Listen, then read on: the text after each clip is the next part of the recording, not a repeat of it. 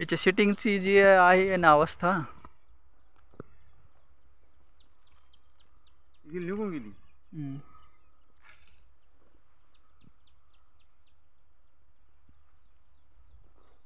कुठं कुठं लागला माझा झाडापूर आहे थोडाफार तुरळक आहे. याला धरू आपण हस्तबहार. त्याच्या हस्तबहाराच्या 1 महिन्याने अगोदर करा ड्रेंचिंग. हो 1 महिन्याने अगोदर ड्रेंचिंग आणि स्प्रे 8 दिवसांना अगोदर. ज्यावेळेस आपल्याला कळी दिसल त्यावेळेस स्प्रे घ्यायचा आणि बहार यायच्या अगोदर 1 महिन्यानं म्हणजे 28 दिवसानं अगोदर ड्रेंचिंग घ्यायची. चौकून जसं झाडाचा विस्तार आहे तसं चौकून खंदून टाकून द्यायची. ड्रेंचिंग खत ड्रेंचिंग खत दोन्ही पण.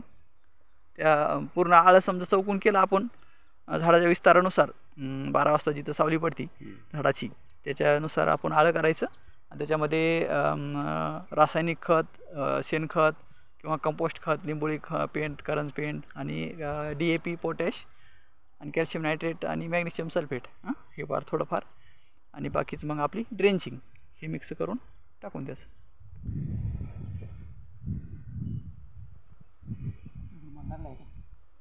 ते थोडंफार असते. मला असं माल नाही ना कडी झाल्याचा स्टेज गेली निघून द्यायची. नाही तेच संपलं नाही पिरियड संपला काहीच नाही थोडीफार झाली. ते पाण्याचं तुम्ही म्हणतात तसं पाणी कमी पडलं मग त्याच्यामुळं मी नव्हतोच नाही त्याच्यामुळं मार्च एप्रिल मे नव्हतो 2-3 महिने.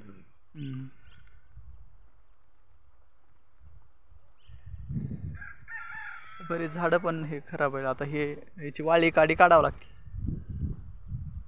जे वाळलंय ते काढून टाकायचं नाही तर पूर्ण छटणी करून घ्यायची ऑटोमॅटिक फुटतंय मग दुसरं. पूर्ण झाड हे कट करून घ्यायचं असं साईज. बुडातून ऑटोमॅटिक नवीन नवती फुटती.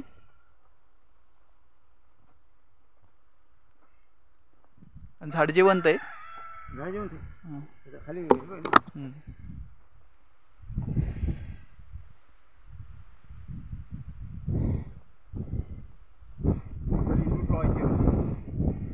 लिंबोणीचं मोठं रूप बघा ना मग कोणाकडं बघितलं चौकडं जे ते लावून असं गेलो मोठं रूप बघण्यामध्ये वर्ष गेलं आमचं.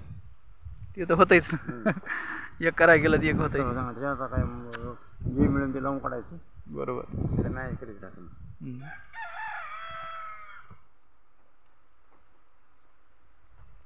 काय फळाची ग्रोथ झाली नाही. फळ नाही करायचं.